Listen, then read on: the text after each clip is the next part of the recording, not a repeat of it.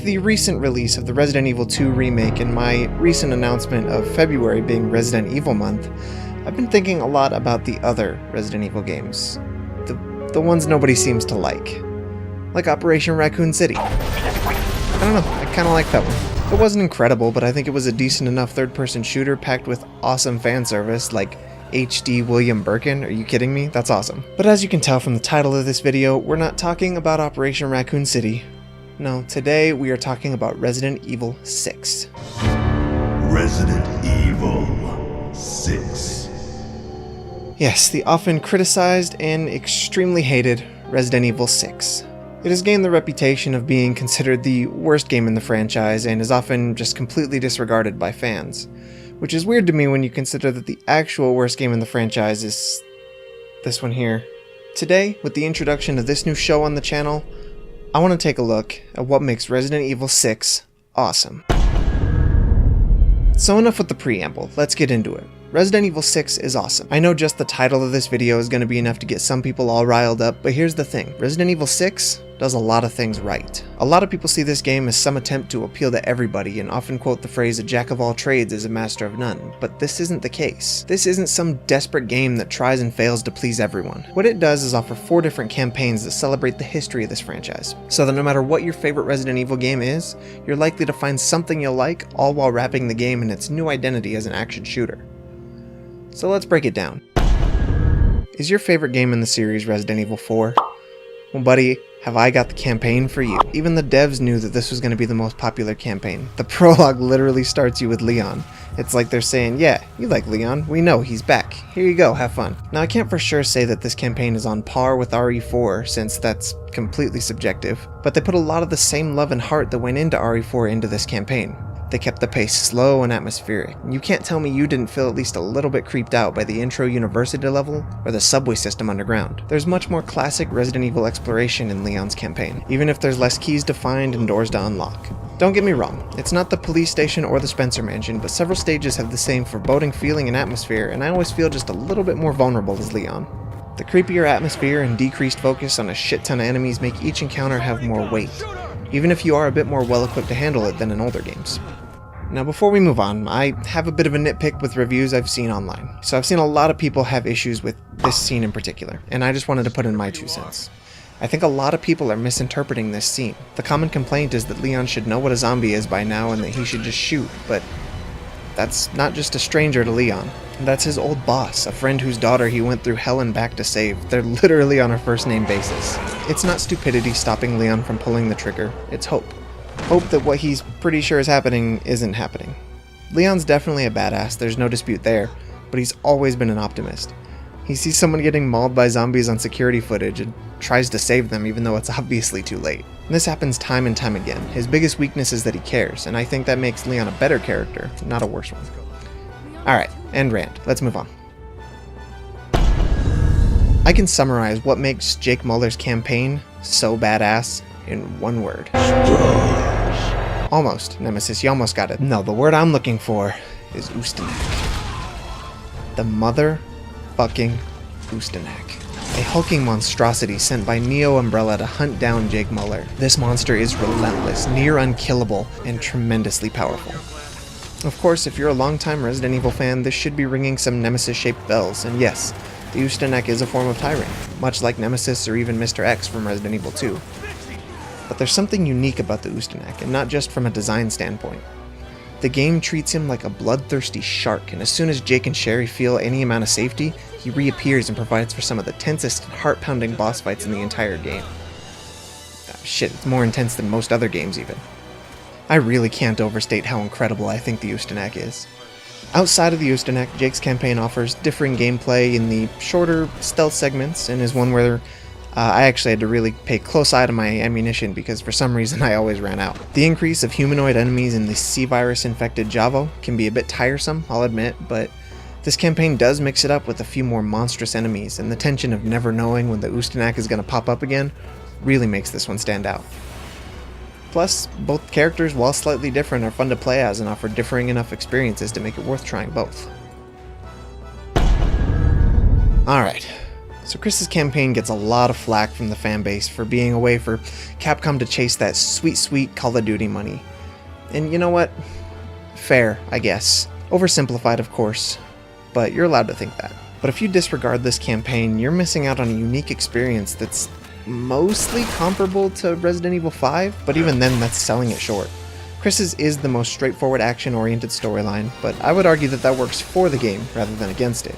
If you know what you're getting into, then you know you're in for a tootin'-shootin', zombie-smashing, drop-kicking, wrestling, monster-bashing good time. The gameplay doesn't take itself too seriously and offers some of the grossest monsters and craziest action set pieces you can think of. Chris's campaign also offers an incredibly memorable boss fight in Illusia. I don't know how to pronounce it, but it's the giant snake. Not that giant snake. This one. Yeah. This one can turn invisible and shit. With how bombastic the action set pieces and actual gameplay are, the story of this campaign offers some of the most emotional storytelling in the entire game. It can be a bit jarring to go from smashing everything with this buff-ass mofo to cutscenes that bear actual emotional weight, but here we are. This campaign deals primarily with Chris Redfield's struggle and the heartbreak he feels when he loses everyone. We actually get to see the payoff of Chris returning from the first game and everything that's happened since, including the residual effects of Wesker's death in 5. This is legitimately the most emotional Resident Evil 6 can get, and the arc that Chris takes through his campaign is not only relatable, but completely natural and understandable. You really feel the impact of the desolated world in Chris's story, and you feel the weight of the death that surrounds him and hangs off his shoulders. And you can't talk about Chris's story in Resident Evil 6 without talking about Pierce, the one man to bring back the legendary Chris Redfield and the pupil to Chris's teacher. And of course, the ending. I'm going to be spoiling a little bit of the end of RE6 here, so come back at this timestamp if you'd rather see that for yourself and play through this. Pierce has a moment of heart-wrenching self-sacrifice at the end of the game, having been injected with the C-virus and becoming a BOW himself in order to defeat the final boss, and in his fleeting moments of humanity choosing to save Chris and let himself die, leaving Chris again a survivor. That's some heavy shit.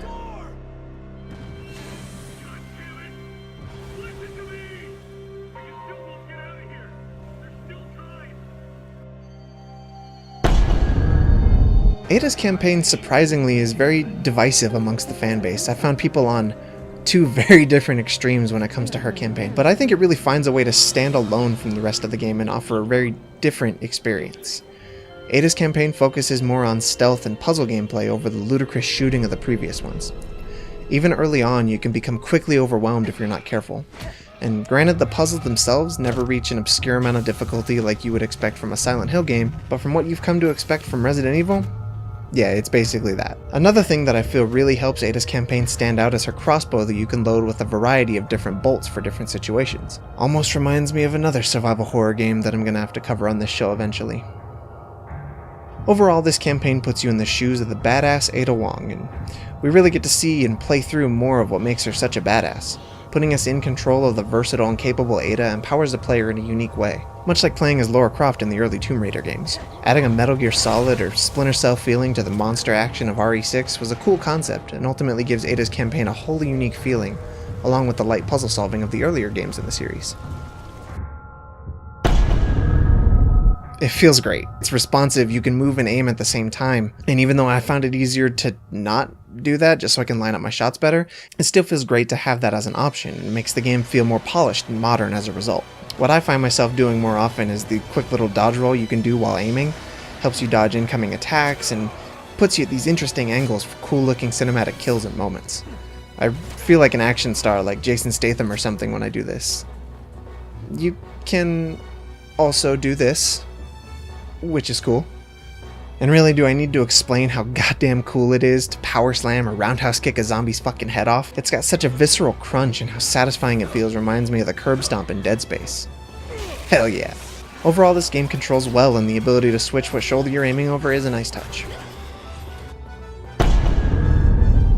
Presentation-wise, this game fares amazingly well. The models look great.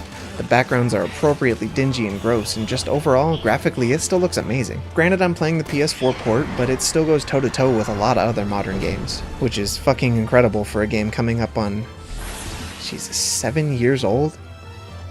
Ugh. The music is alright. It's got that Hollywood blockbuster feel to it, which was exactly what they were going for. It just doesn't have those really outstanding moments that a lot of other Resident Evil soundtracks have. But it does kick in when it needs to, and when it does, it really heightens the action. With all that to go through, I was surprised to see that Capcom really packed this game full of shit to do in different game modes and more content. Mercenaries mode comes back and is just as fun as ever. The multiplayer siege mode is a decent distraction, even if I didn't personally get too into it. And the most intriguing of these modes is the Dark Souls-esque agent hunt, where you can invade someone's game as a monster and hunt them down.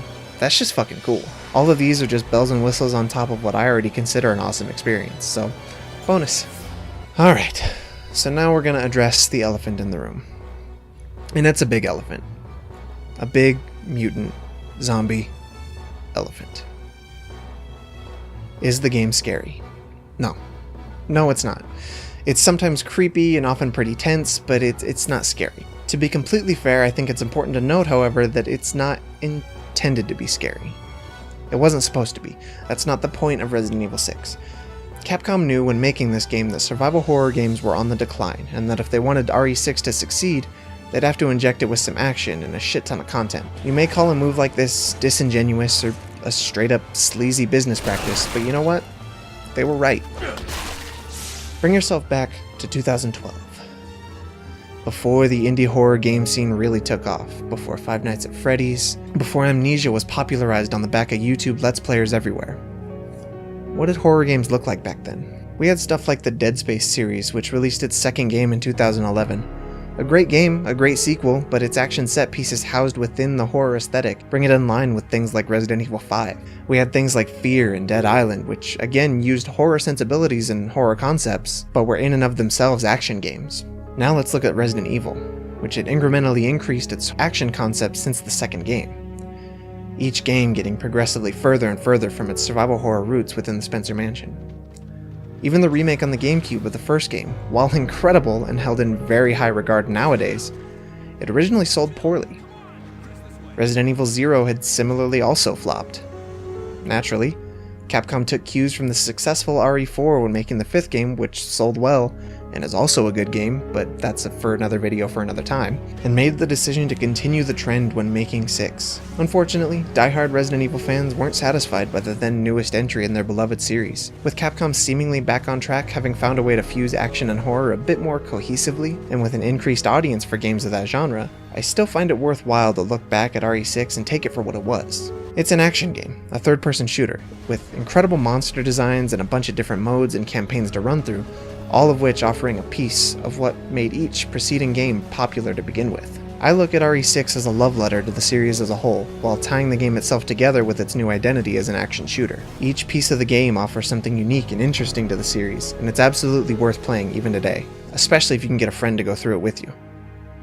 And that is what I think makes Resident Evil 6 awesome. Thanks for watching. Thank you guys so much for watching this video. It took a long time to make, and I'm really proud of how it turned out. This new series is about taking a look at games, good or bad, and finding something to love about them. I've got a few more of these planned, but if you have any ideas or suggestions, feel free to leave them in the comments below, along with what you think of this video and your thoughts on Resident Evil 6. Resident Evil month can last as long as I want it to, so there. But again, thank you so much for watching. Make sure you like the video and share it with your friends or whatever else I'm supposed to say. I hope you enjoyed, and I will see you all again very soon. Bye.